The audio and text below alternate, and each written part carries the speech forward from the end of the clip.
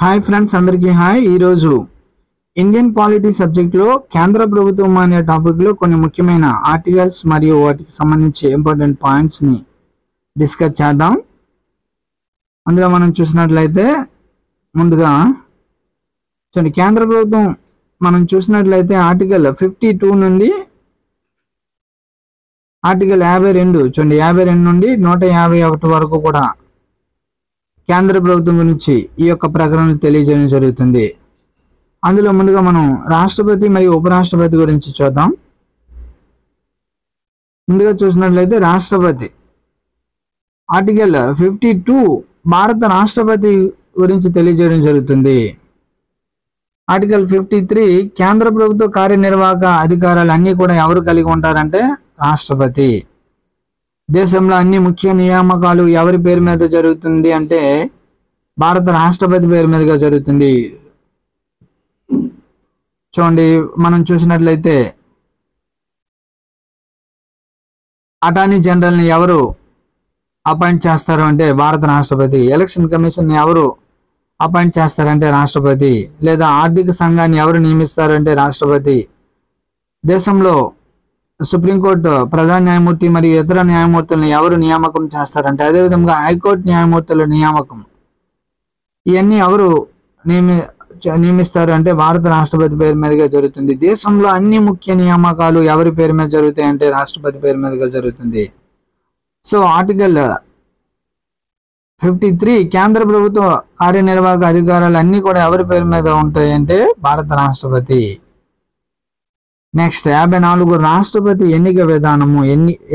రాష్ట్రపతి ఎన్నిక 54. ఎన్నిక విధానము 55. చూడండి, ఎలక్షన్ ప్రొసీడ్యూర్ 55. ఎన్నిక అనేది 54. రాష్ట్రపతిని ఎవరు ఎన్నుకుంటారు అంటే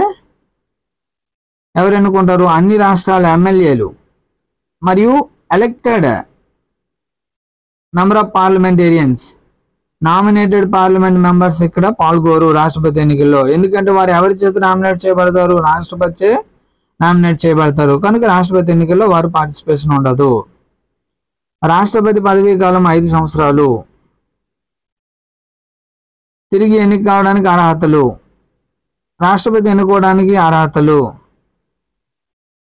58వ ఆర్టికల్ ఏం తెలియజేస్తుందంటే రాష్ట్రపతిగా ఎన్నుకోవడానికి అర్హతలు అంటే ఏజ్ 30 సంవత్సరాలు నిండి ఉండాలి, శారీరకంగా మానసికంగా ఆరోగ్యవంతులై ఉండాలి, ఎటువంటి ప్రభుత్వ ఉద్యోగ పనిచేసి ఉండకూడదు. ఇలాంటి అర్హతలన్నీ కూడా ఉంటాయి.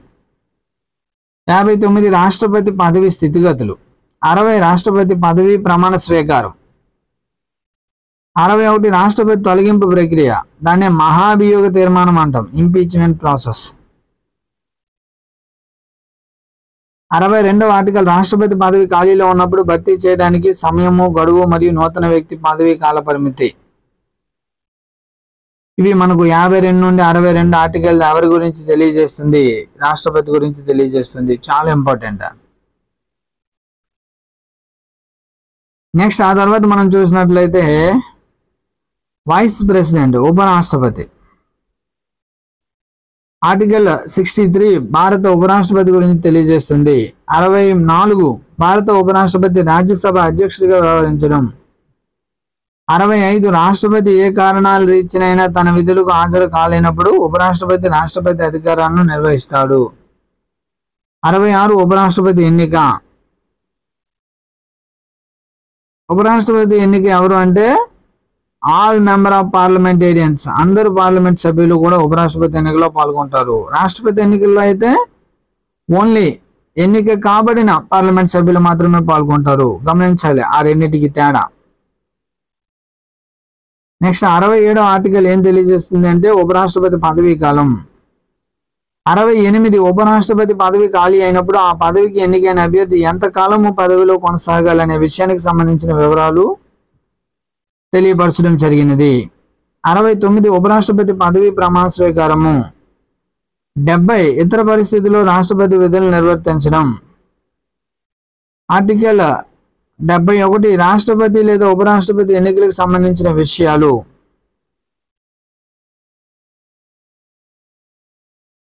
ఆర్టికల్ 72 రాష్ట్రపతి క్షమాభిక్ష మరియు కొన్ని ప్రత్యేక సందర్భాల్లో శిక్షను తగ్గించడం లేదా శిక్షలను తాత్కాలికంగా నిలిపివేయడానికి అధికారాలు కలిగి ఉండడం. చూడండి, రాష్ట్రపతి క్షమాభిక్ష ఏ ఆర్టికల్ అంటే ఆర్టికల్ 72. రాష్ట్రపతి క్షమాభిక్ష మరియు కొన్ని ప్రత్యేక సందర్భాల్లో శిక్షను తగ్గించడం లేదా శిక్షలను తాత్కాలికంగా నిలిపివేయడానికి అధికారాన్ని కలిగి ఉండడం ఆర్టికల్ మనకు 72. ఆర్టికల్ 73 కేంద్రం యొక్క కార్యనిర్వాహక అధికారాల పెంపు.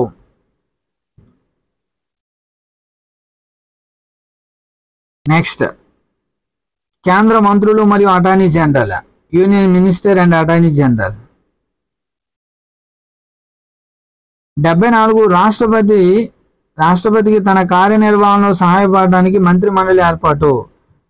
సో ఇందాకలో మనం ఒక పాయింట్ డిస్కస్ చేసాం. దేశంలో అన్ని ముఖ్య నియామకాలు ఎవరి పేరు మీద జరుగుతాయంటే రాష్ట్రపతి పేరు మీదుగా జరుగుతాయని చెప్పి మనం డిస్కస్ చేయడం జరిగినది ఆర్టికల్ 53 ప్రకారం. అయితే ఎవరి సలహా మేరకు అంటే మంత్రి మండలి సలహా మేరకు, ప్రధానమంత్రి మరియు మంత్రి మండలి సలహా మేరకు దేశంలో అన్ని ముఖ్య నియామకాలు ఎవరు చేస్తారంటే రాష్ట్రపతి. ఆర్టికల్ 75 మంత్రులకు సంబంధించిన ఇతర నియమాలు ఎవరు అంటే చూడండి, ఆర్టికల్ 75 ఏం తెలియజేస్తుంది అంటే ఇతర నియమాలు మనకు అంత ఇంపార్టెంట్ ఏం కాదు. 76 భారత అటార్నీ జనరల్,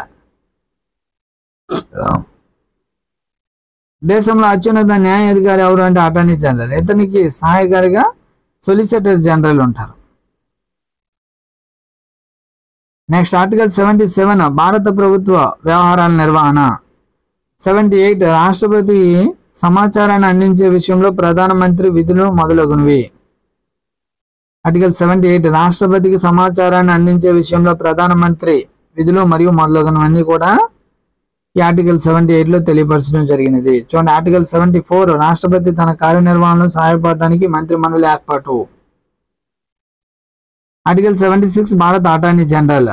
ఆర్టికల్ 77 భారత ప్రభుత్వ వ్యవహారాల నిర్వహణ. ఆర్టికల్ 78 ఇంపార్టెంట్, రాష్ట్రపతికి సమాచారాన్ని అందించే విషయంలో ప్రధానమంత్రి విధులు మరియు మొదలగునవి. Thank you friends, thank you to all. మన యొక్క ఛానల్ మొదటిసారిగా విజిట్ చేసిన వారు ఎవరైనా ఉంటే తప్పనిసరిగా సబ్స్క్రైబ్ చేయండి. అదేవిధంగా మీకు ఏదైనా డౌట్ ఉంటే కామెంట్ సెక్షన్లో కామెంట్ చేయండి. ఈ వీడియో మీకు నచ్చినట్లయితే మీ ఫ్రెండ్స్ అందరికీ షేర్ చేయండి. Thank you to all. Thank you very much.